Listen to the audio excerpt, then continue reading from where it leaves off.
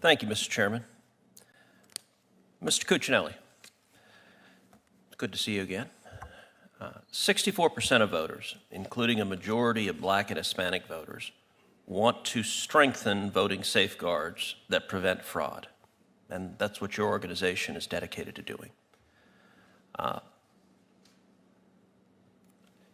If the Corrupt Politicians Act were to pass, it would strike down every voter ID law in the country. Yep.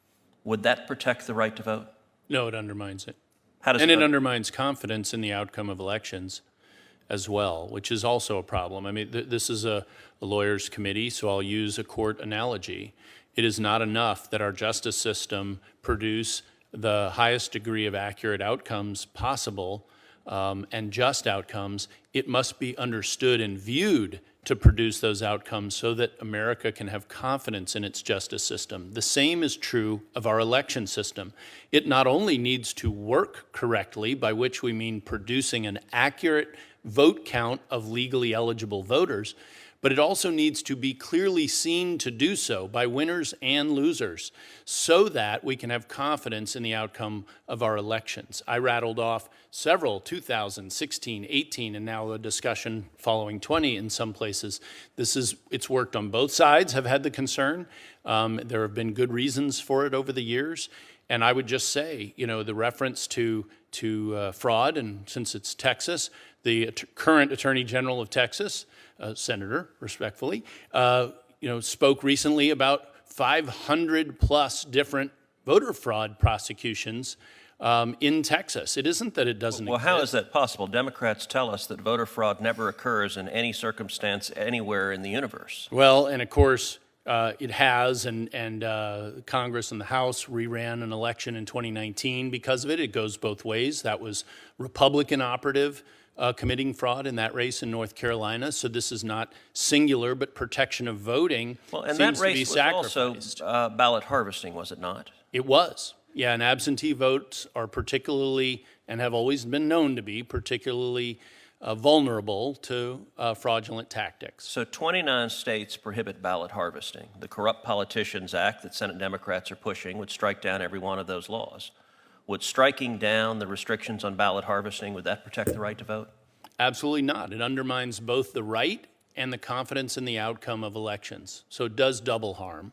Well, we have also seen lots of overwrought rhetoric about the Texas election integrity law, about the Georgia election integrity law. Indeed, we had just a few minutes ago House Democrats from the Texas legislature who fled the state of Texas, who are not doing their jobs, who are hiding out here in Washington and engaged in a political stunt. What is interesting about the attacks on that legislation is they're strikingly missing specifics. So, for example, the Texas election integrity law that is being debated right now requires voter ID for mail-in ballots. Does that protect the right to vote? Absolutely, and I would note that it equalizes the protection of in-person voting as well, something that's happening in other parts of the country with the growth of mail-in voting. So the Texas law that's also being debated prohibits officials from mailing unrequested mail-in ballots, from just taking everyone on the rolls and mailing them all ballots, even if they didn't ask for one. That's correct. Is that a provision that protects the right to vote? Absolutely, and I'll give you a Northeast example in Connecticut, where their Secretary of State mailed out ballots to everyone on the voter rolls, their outdated rolls, in the primary and general election, and hundreds of thousands of those 3.6 million, if I remember my numbers correctly, of those ballots were returned with the supposed voter not at that residence. That's an enormous error rate to just lob blank opportunities to participate at clearly ineligible residences and voters. So the Texas law that's being debated right now also mandates cameras and live streaming inside central count and early vote ballot board meetings, and mandates signature verification proceedings, cameras in large counties. Does that protect the right to vote as well?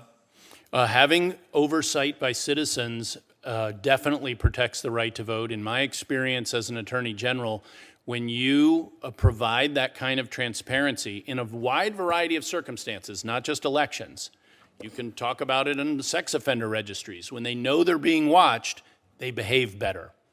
It's an excellent tactic.